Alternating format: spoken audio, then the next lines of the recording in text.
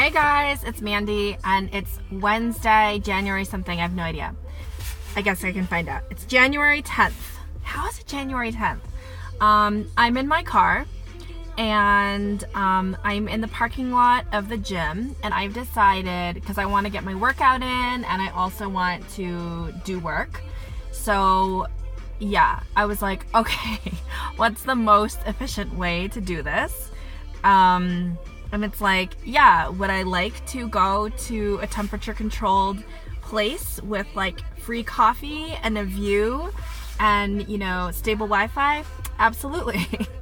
Am I instead gonna go sit in the lobby of the gym and try to like tether to my phone and just like get some work done so that I don't have to like drive to another place and then I can just go for a run on the treadmill after? Yeah, that's what's gonna happen. Also, let me show you what I brought. I brought a banana. This is like a banana case that I created because I kept bringing bananas with me and they'd always get smushed, and there's nothing grosser than being like, oh, I'm hungry, and then you reach into your bag and it's like you know, mush. So I brought that. I also brought the tiniest bag of rice crackers, a water, which I'm gonna sneak in. I'm sure that at this gym lobby is like a no food rule, so I'm totally gonna be like sneak eating this out of my bag. And I also brought, this is a Fage 0%, and yes, I did actually just use the container as a container. There's like that much yogurt left, and I just threw in some strawberries and some honey, and I think there's an old spoon in here too, because, you know, I like had visions of me being like, I'm trying to eat this. And that's just how I roll, people. That's just how I roll. So I wanted to make this video to talk about, okay, this came up yesterday in a client call, and it's this idea of what is the resume. Okay, so when you have a resume, this is the analogy that I like to use.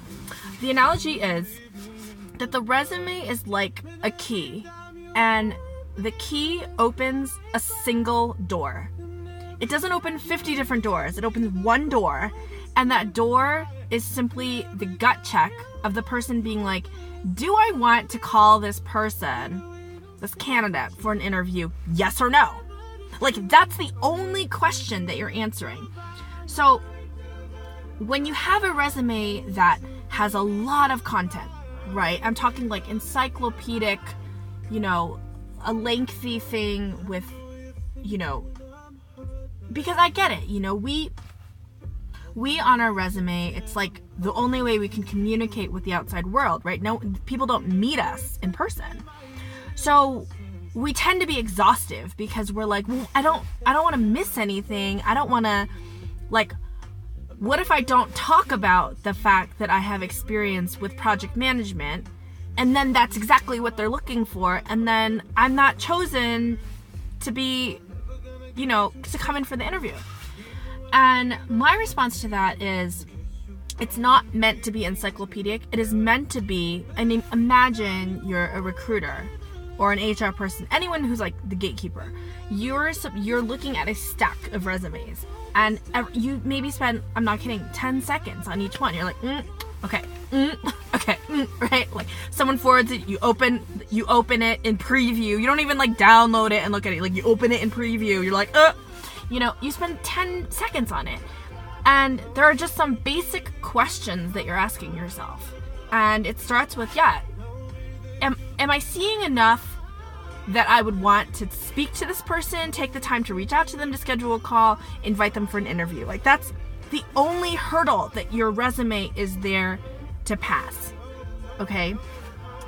So what I tell people is, you want it to keep it as clean and punchy and skimmable as possible, right? Like, people don't have 10 minutes to like read a lengthy paragraph summary. People don't have 10 minutes to even, like, I promise you, they're not even reading the bullet points. Like, they're skimming them, and it's just a really quick exercise. So if you have a resume that you haven't updated in forever, what I would say is, do the skim test.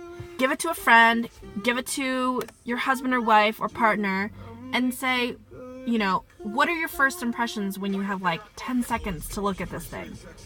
And just take the feedback.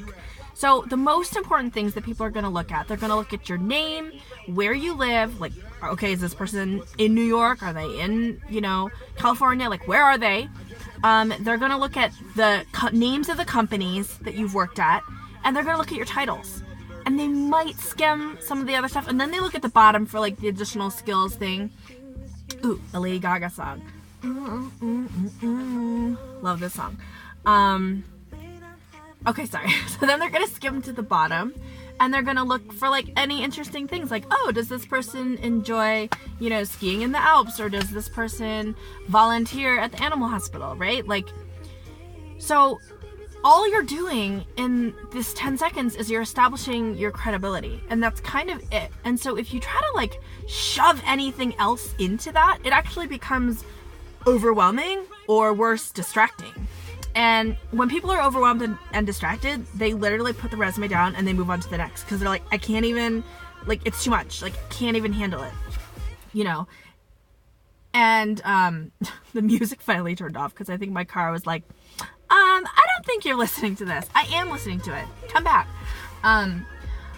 You know, so, you know, there's also just something about, like, okay, here's an analogy, right? Like, when you go into a store, think about like the feeling when you walk in. It's like, are the shelves like stuffed with clothing, or is it like rather, you know, minimally displayed and stylized and organized, right? Like, you like to go into a store where you can actually like breathe and understand, and then like have white space and have a little bit of room, right? You don't want to go into like a dollar store where there's like things like spilling off the shelves and like, you know, every inch up into the ceiling is taken. You want to go to a place where it's like, oh, someone has like thought through what my, you know, experience as a consumer is going to be, and this is like a really nice place to shop. You know, it's the same thing with your resume. It's like, don't make it crazy. Like, don't put everything in the kitchen sink in there, because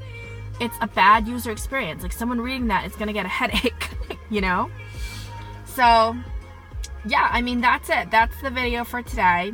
And I am Thursday, Friday, Saturday, Sunday, Monday. I'm traveling. I'm going to Boston to visit with Brendan's family, which I'm super excited about. Bringing both kids on the plane. Like, actually, Wowo, my older one, is like totally fine. He's like great on planes. He like asks about, you know, the engines. He's interested in like cloud formations. He's interested in, you know, like talking to the pilots. Like, he's great on the plane, and we let him watch his iPad, and like we bring, you know, coloring whatever, and like he's fine. He eats, he gets up, goes to the bath, like he's great. It's that my little one, Jade, who's like almost a year and a half, she's just in that phase where she's so squirmy, and like you'll hold her and she'll be like, ah! Like she just wants to, she's like exploring the world through her hands and mouth and face and feet, and so everything is like fair game.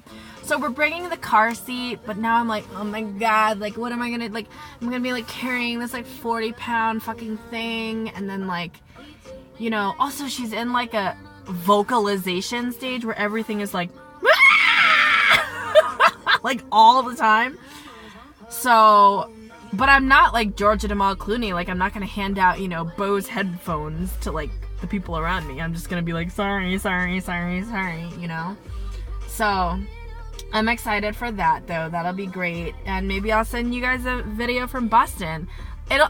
I'm like excited to be back at sea level, and I'm also excited to be back with like honestly a little bit of humidity. It's a nice change from Denver, which is like a mile high up and super dry, which is great, but it's like I'm ready to have a taste of the East Coast. And like in some fantasy, I'm like, okay, so we're in Boston, it's only 40 minutes from Providence, Rhode Island, like we could totally just like take the kids and go to Brown and like get them little sweatshirts and, you know, like deck them out in like Brown class of 2036 or whatever.